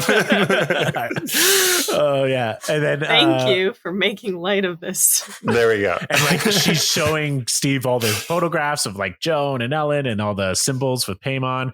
He's not having it still, which is remarkable stubbornness on his part. It's true. Because he's like, no, you're crazy. And then he accuses her of like digging up Ellen's body. You did this. She did it, yeah. Which she probably did, yeah. It's pretty fair on his part to assume at this point. Like she's gone so off the rails. I'd be like, you clearly did this. Like you've lost your mind. Yeah. And she's like, no, we have to fix this right now. They're down in the living room at the fireplace. And she's like, at this point, Annie is like, if I do this, if I throw this journal in, like I'll kill myself, but it's going to kill myself. Demon. Yeah. She's like, I need you to do this. I need you to do this. And he's like, I'm not feeding into your delusion. Mm-hmm. No. And she's like, this is the only way this has to happen. Mm-hmm. And finally she like resigns to the fact that I'm going to throw this in and kill myself. She throws the journal in, and instead of her catching fire, Steve is fully engulfed in flames. Yeah. What the fuck? And he's just standing in the living room screaming as he's on fire. Oh my God. And she is stunned and screaming. And there's such a creepy shot on Toni Collette's face as she's in absolute horror at what she's seeing. Her husband engulfed in flames in front of her. And then suddenly that blue light flashes in front of her and her face changes to complete calmness as she watches him burn. Oh yeah. She's now possessed. I will show you. I think it's this one. Is it? No. Don't show me. I'm not going to show you. I'm not going to show you the possessed face. Just her horrified face. Don't show me. You don't want to see it? Are you sure? She's scary looking. She's a beautiful woman. All right. Oh, she looks scary. I can see what you're doing, Sam. Yeah, she looks scary. Yeah. So that's like pure horror on her face, and then it changes to like absolute calm. Yeah. I'll have to find another one of that. Yeah. Okay. And so now Steve is dead. Poor guy. Oh yeah. Poor guy. Yeah. He didn't do anything. No. And he's possessed. So the next thing. What is that, Sam? What is it? Nothing. No worries. What? She's freaking out. It's gonna come up. Yeah, there's stuff coming. But, there's so that whole argument, by the way, Peter is asleep in his room this whole time. Stop it. Yeah. Is he asleep? I thought he was at school. No, he's asleep in his room because no one's safe there. Why are they even staying there? After she discovers the headless corpse and stuff is when she discovers Joan's apartment. That's when we see Peter slam his head and stuff. Oh, I know. I'm telling these scenes completely out of order. I just feel like it doesn't really matter. Like stuff is getting insane. Like Steve brought Peter home from that, and then he goes up to his bedroom and pretty much goes right to sleep because he's like pretty much knocked out. Like he's got a concussion probably. Yeah. Right. So he so all this whole argument and then him burning to death is while Peter is basically out like a light. Nice. So then though, there's this incredible shot that you do not notice the first time. No. Will, did you notice though? Do you know what I'm talking about? The exterior of the house? Oh, no, not this one. Oh no, tell me. Yeah, I'm trying to remember. Okay. So it cuts to the exterior of the house, and it's like dusk. but then it cuts to the exact same frame later in the night, right? Mm-hmm. And because of like where your eyes are at, your eyes are just on the house, which is totally fine. You don't notice anything. It's just an establishing shot before we get into the actual scene. But when you watch it again, you realize that there are about like 4 or 5 naked people all surrounding the house in the woods. What? And behind the house. Yeah. In front. It's like the shot is wide enough, but there's all of these naked people surrounding the house. Why, and you don't notice it the first time. How do you see that? No. How did you find that? Why did you see that though? Because I heard about it. I read about the movie. I was like, well, I need to know more about this movie when I watched it. And then it would be like, symbolism. Did you see the naked people? Yeah. Like, what? Because I saw the naked people in other shots, not that one actually. Wait, really? Not that one. Yeah. There's more naked people coming. Trust me, Yeah. The movie has the back end of it has a ton of nudity. Yeah. Right. That's what made me laugh, and then cry in horror. But so she gets possessed, and then we cut to that, but then we cut to Peter waking up in his bedroom at this point.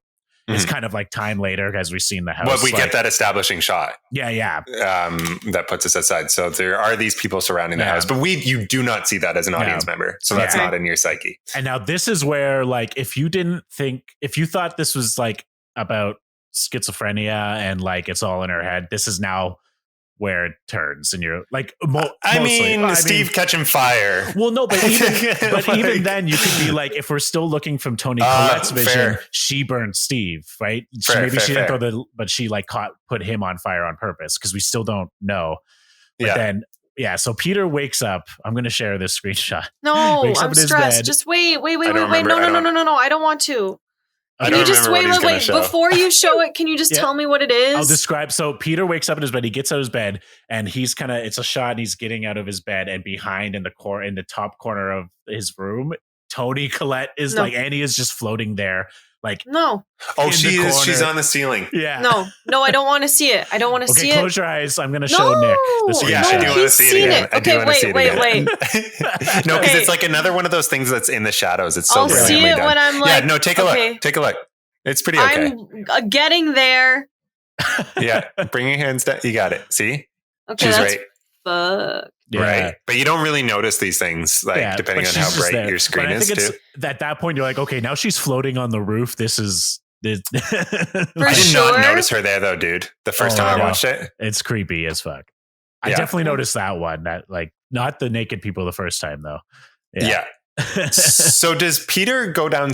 Peter goes downstairs, and then as in these shots, as he's downstairs, the other creepy thing is, and this again is only on second watches, is in the background you do see there is this naked man in the back hall, like in the darks, with that like creepy grin, smiling again. Do you have a still of that? Will, I noticed that immediately. I don't think I can do this, I was like, you guys. What the fuck is that? Seriously, I don't know that I think you can. It's actually really funny. It's so dark outside, though. It is not really funny, dude. I laughed when I first saw it because I was really? Like, I was so off. I think because this movie was so weird. Right. I can't. I see Sam's reaction. I don't know that I can see this. She remembers what it looked like. No. Yeah. It's just a naked man smiling. Okay, it's take it away. Scary. Take it away. Take it away. Take it away. You don't want to see it? No. I'm in. It's dark. Don't look out the window. Your lights are on, though. Your lights are on. Yeah, but I have to still walk through the house to get to the room. Do you understand? I got you. And I have to you're going to be sprinting any from swatches. Yeah. Yes. Did Alenka not know we were doing a horror film? Did you? No, she knew this was a horror film. I forgot, though. I forgot. Yeah. I told you. I made the drink, and I was like, "Fuck, I can't wait." Yeah. Should have done It's a Wonderful Life. Such a fun fucking movie. So I'm gonna have to watch Family Guy or something after this part. But like Peter finds his father's burnt corpse. Like cool. in the middle of the living room. And then that's when Toni Collette, like on the fucking roof, like jumps down basically, right? Yeah. And starts chasing him. It's now we're in like full on, this is like a scary movie. He's running, his possessed mom is like charging at him. He gets upstairs, gets all the way up. And goes to the attic. Why would he go upstairs? Why would he do that? Right. Like, why not leave the house? Man? Yeah. Because they need to get him. They need to get him to. Anyway, let's just assume he's frantic. Yeah. That's his safe space, you know? He goes running up and he gets up to the attic and he shuts the attic door. And you see him in the attic and there's this banging, this like repeated like on the attic door. No! And you're like, how can she be banging on how can she be banging on the attic door? Will, are you pulling it up? I got the GIF. This is the equivalent for me. What Will is about to show is the equivalent of the spider walk from Stop The it. Exorcist. I don't want to see it. For me. Okay. Well, I'm going to show Nick it. You can close your eyes. I can't. I lay awake thinking about this. This shot is so fucking creepy. So it cuts to outside the attic door and Annie is on the attic door, like on the ceiling, banging her head repeatedly on the attic door. Like in a like such a disturbing, like it's like not real way. No, you know not I mean? human. Like it's just so fast. Yeah. Okay, I'll stop sharing. Yeah. And the banging stops and poor Peter is like literally crying and like saying like, "Mommy, why are you doing this?" Like he's reverted to saying "mommy," like in that like primal child. Stop it! Fear. And I was getting so emotional talking about Peter's like primal childhood fear, and he. As it grows quiet, he kind of backs away from the attic door and he starts looking around the attic. And this is where you hear the flies again. And he stumbles upon his grandmother's body in the attic. And then he hears this sound. And it's like a oh God. Like this sharp sound. And it's a slow burn as he slowly turns around to the direction of where the sound is coming from. Oh. And he looks up towards the ceiling and Annie is hovering. She's fully levitating in the ceiling, cutting off her own head with a piano wire. While like she stares at him. Yeah. Oh. What the fuck, yo? Stop. I can't more of that. It gets more repeated. It's like I don't want to fucking see it. And then honestly, Will, I don't want to see another fucking GIF. I'm serious. I want to just listen to the fucking movie while I look at your faces. I don't want anyone in that room to show it. Sam. Wait, I just want to have I don't even want to see it. It's fucking creepy. Yeah. Because she's like staring at him wide-eyed. She's not even affected by the fact that she's cutting off her own head. Like it's fully possessed. So look, there it is. Listen, wait, listen. Sure. Honestly, it's so creepy. I'm not gonna look for sure. But like, I will want you to understand that this is disrespectful to me because I want to fucking look at the person talking when they're I'll be talking. silent as we watch this. Oh, it's so creepy. Oh God, I'm not fucking looking at this. Yeah, I don't want to watch it anymore. That's creepy. It is creepy. Will, I'm serious. That's the last fucking GIF. I want to look at people's goddamn faces when they're talking. I fucking don't want to look at something in the fucking room. I want to look at the person that's talking. You show one more GIF, I'm not fucking doing this anymore. Okay, I'm done. I'm sorry. All right. Fuck, so, bitch. Oh, there's one moment thing though. So Peter sees a photo of himself with his eyes punched out. Is this before? In the attic. Before he sees his mother cutting off her own head. Yeah, he sees like a photo with his eyes punched out. Classic. Now, creepy. Like, actually, that's been done before. Actually, Nick. Yeah. Can you imitate the piano wire thing right now for me? Yeah. Yeah. Like how fast it is. So it's like.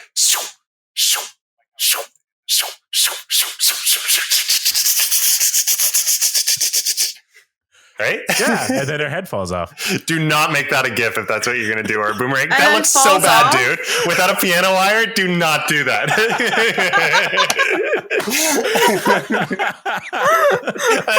What is this? Come on. No.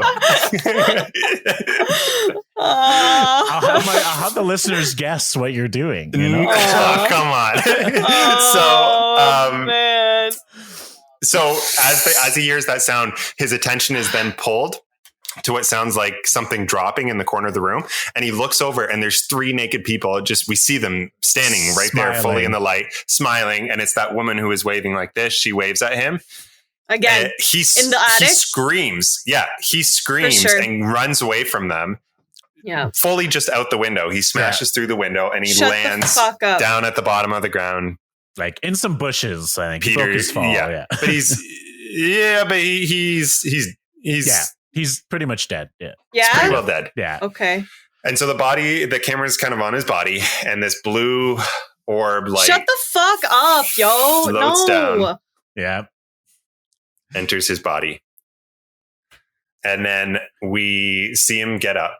And this is where the movie gets this, like, and the music changes. It turns into this, like, do you know, okay, being raised Catholic, you know when they would, like, ring the bells sometimes over, like, the hosts, and they, like, ring the bells, like, in a cathedral and stuff like that? No. Does anyone know what I'm talking about? Someone listening will. Don't know. Like, just picture, like, bells ringing. Like, I can't describe this music. It's so creepy. Yeah. And, like, but, like, also celebratory.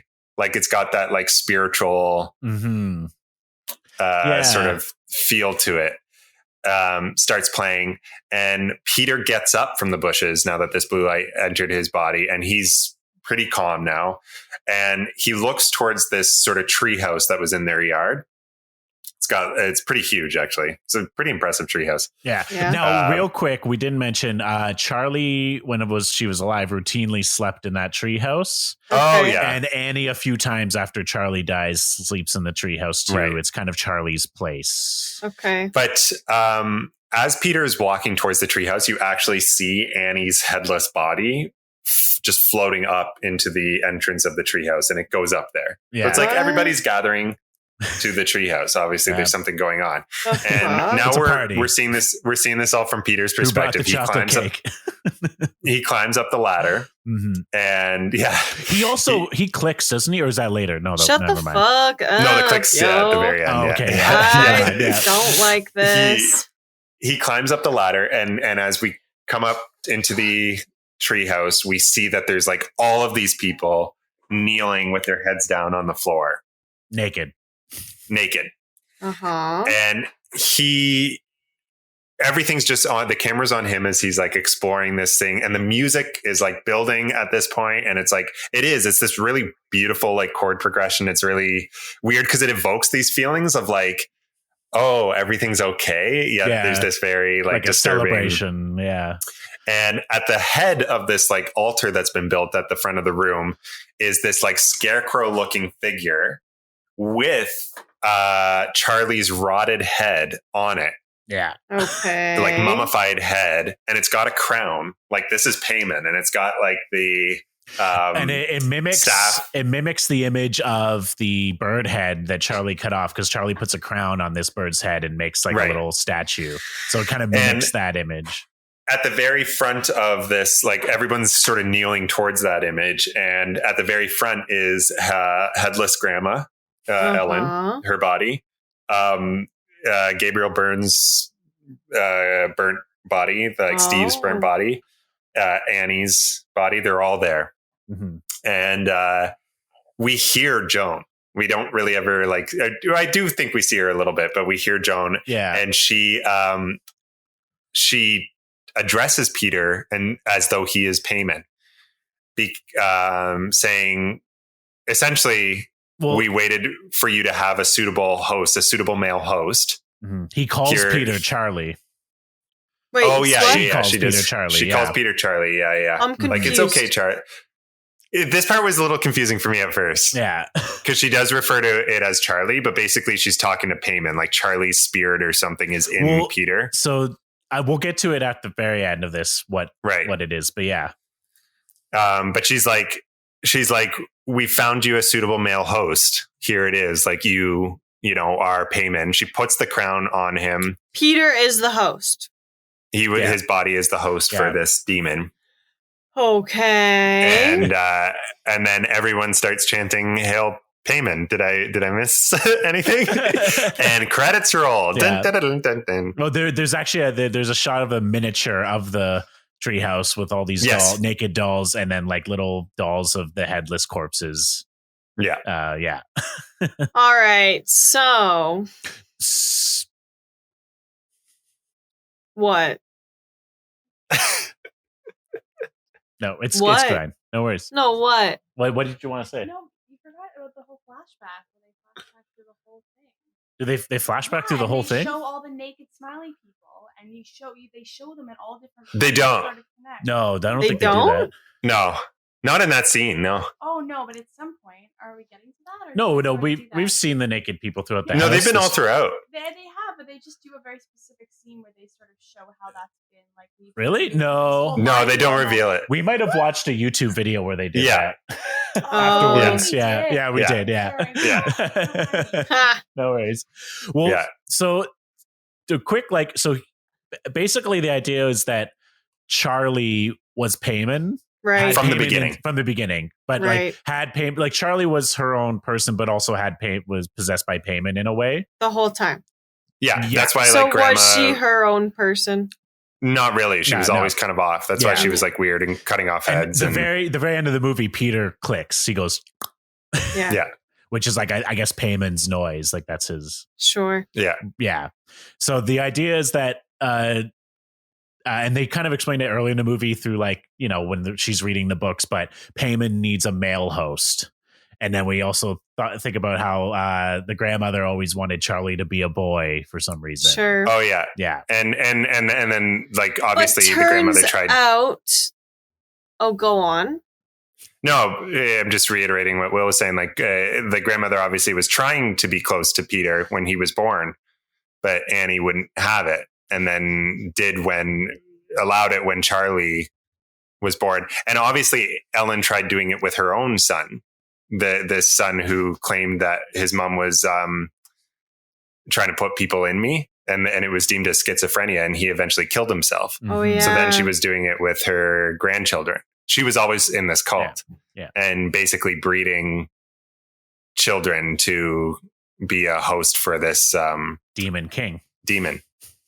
And but turns out Charlie was the demon.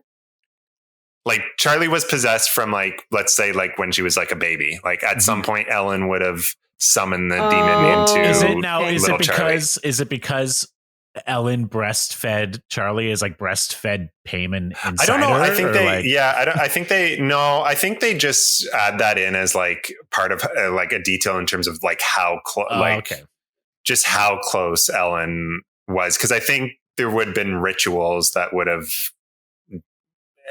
put the demon wasn't just in Charlie, from breastfeeding, you ding dong. Breast milk? Yeah, no, I don't think so. You need candles and shit. You always need candles. Candles are essential. Mm-hmm. They're essential for nice, relaxing baths. They're essential for seances.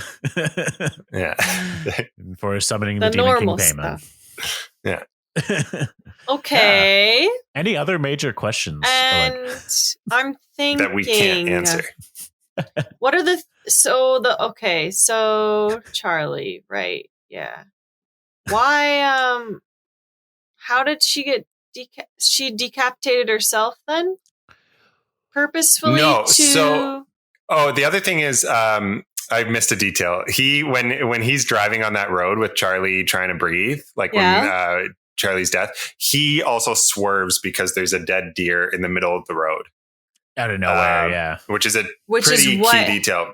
Makes her head go against the pole. So it's pretty there are plot holes in the sense where it's how could a cult actually plan all these details that Charlie would stick her head out a window and stuff? But it is basically insinuated that it was all set up. Whether it's set up to the detail of even the nuts in the cake at this party, I have no idea. I'm sure you could theorize, but essentially it is set up that Charlie they're gonna go down this road and this is what's gonna happen. How they would have planned that her head gets taken off in that way, I have no idea. But obviously with the symbol on the pole, it's why did they need her head off?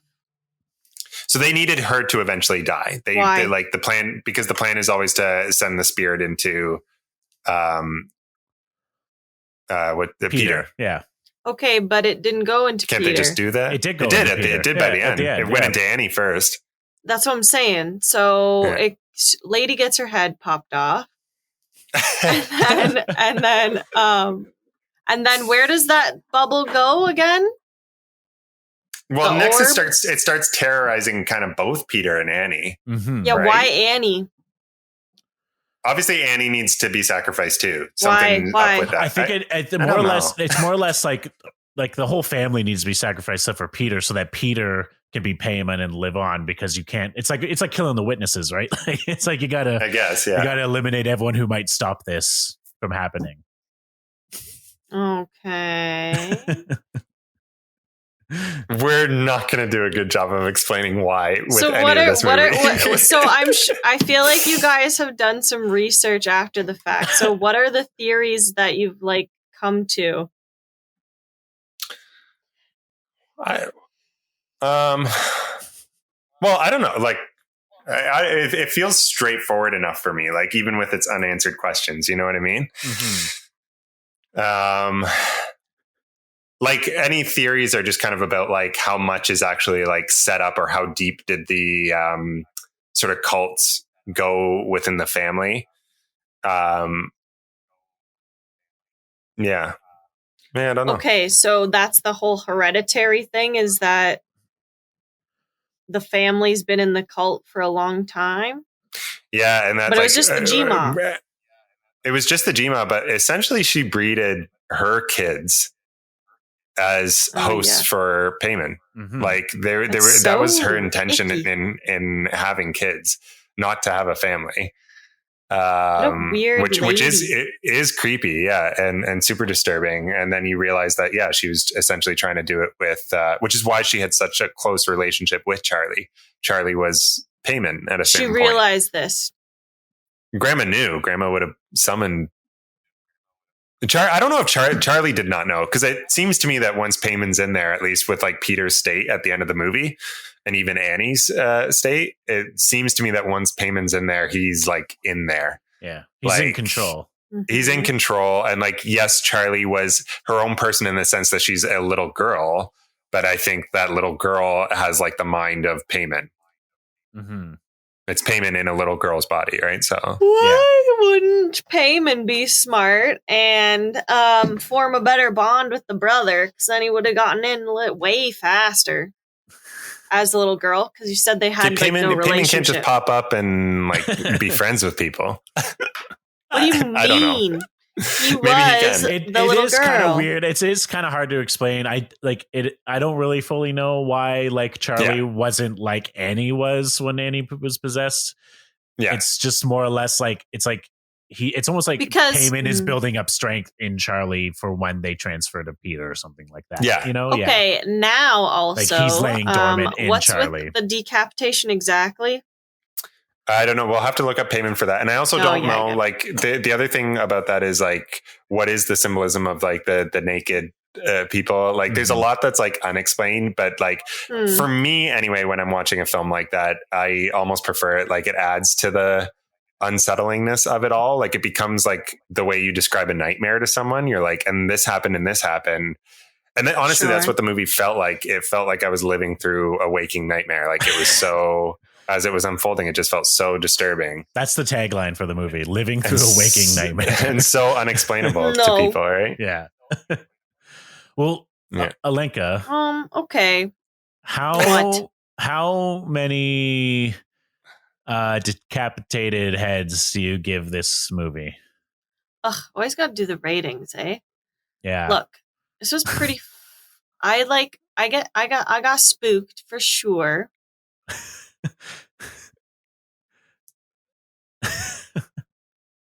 It's too bad you can't play the music on here, Will, because it's so good. Don't worry about it. Don't worry about it. I got well, I would say like fuck, it's scary. So I want to do just like one eerie decapitated head, because like that's enough, you know? That's enough for covered. Me. Yeah, like decapitated head. It definitely sounds like a super fucking creepy ass movie. But now that we're talking about theories about this Satan guy, I kind of just want to like Google him, and like learn about that. Yeah.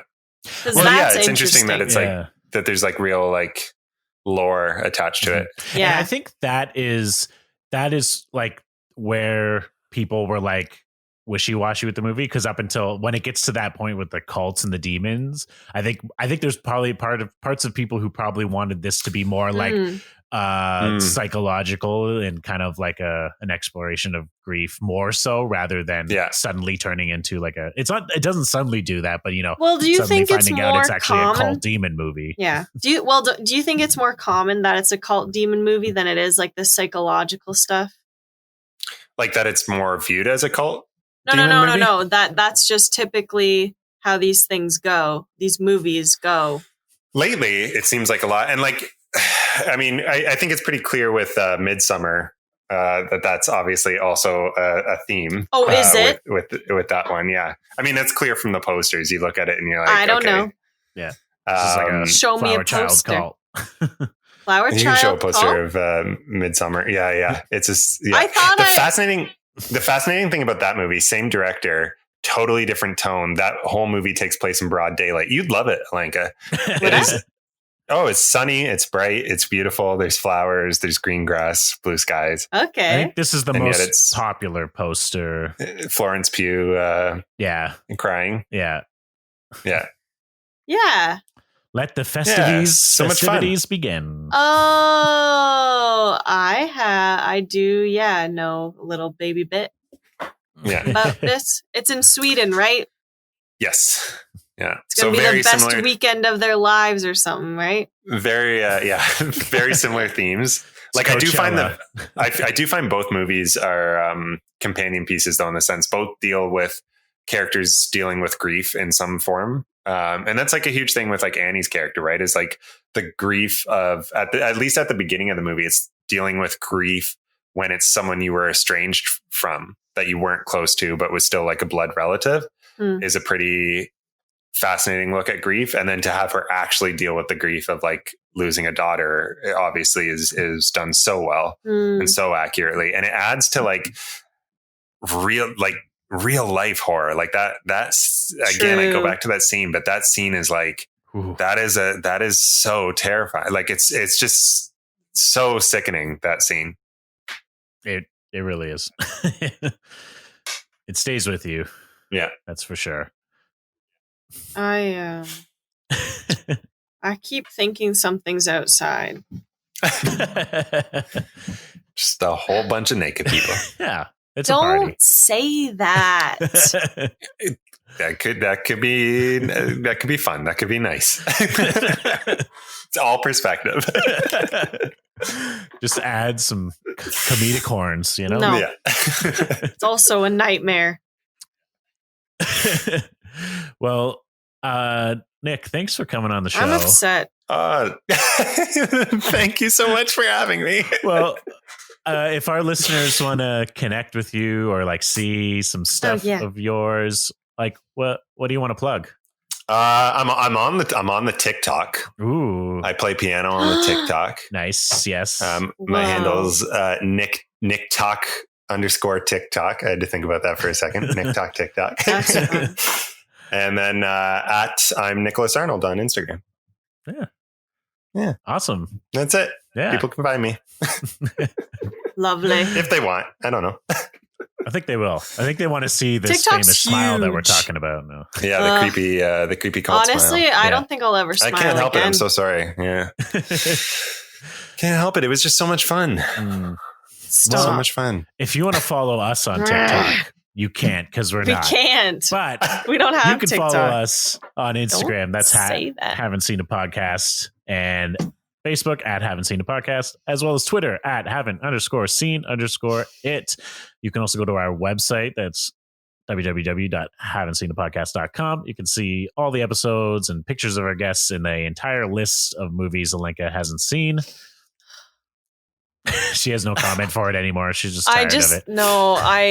What are you doing next? What movie? Are you doing a happier movie next, Alenka? I don't know, man. Movie. We are doing a happy movie next. Okay. We are doing, stay tuned next week, folks. We are doing Across the Universe. Across the Next. mooniverse. That'll be nice. Yeah, that'll be so nice. welcome change. You know, I don't know much about the Beatles either, so. Well, wow, that'll be really nice then. Yeah. That'll be fun. I'm just really focused on like faces of like, you know, when it's a real person's face, but they make it look so scary. I feel like that's a lot of this movie. Yeah. I think I know what you're talking about. What do you mean? You're just scared of Toni Collette's face, aren't you? Yeah. A little bit, yeah. Right. But she does a great job of like expressing like real, like just trauma in her face. So it's like, it's disturbing to look at in this movie. It really is. And honestly, if you want to see range, watch Hereditary and then watch Knives Out. What's that? I've obviously seen Toni Collette and other things, but didn't realize it until I watched Hereditary. And then I watched Knives Out and I was like, holy shit, it's the same actress. She's always been incredibly underrated. Like when you think of even Little Miss Sunshine and then I go back to The Sixth Sense because I think she's incredible in that. But she's been great in everything she does. Yeah. She is nice. Have you seen Little Miss Sunshine, Alenka? Nope. She is. That's it. You know what? It's got Steve Carell in it. Nice. And she is much nicer in that. Greg Kinnear. Much enjoyable. Yeah. I it's good. Hate that movie. I hate this movie. Because it's scary. No, it's not a fun movie. Yeah, you it's don't not watch a fun movie it at all. You don't like that's that you don't enjoy this movie. Why did they make this movie? Art. I don't like. I don't know. How do they think of this shit, man? Yeah. Well, that's the $1 million question. You expect me to go to bed now? I mean, well, no, you could stay up and watch Hereditary. It's on Netflix. No, exactly. No, but I might watch the preview part of it. That's probably the most I'll do. The head rolling off. Yeah, it's good. Oh, that is the preview? Yeah, that's the preview. Pretty sure, Well, what do you have to say to our listeners, Alenka? I don't know. I mean, obviously I want you to come back and listen, but I'm just so like distraught at the moment. I mean, obviously have a good night, but like do your best, I guess. Try what you may, but I mean, no promises, really. I guess I hope I see you guys full-headed next week. Bye!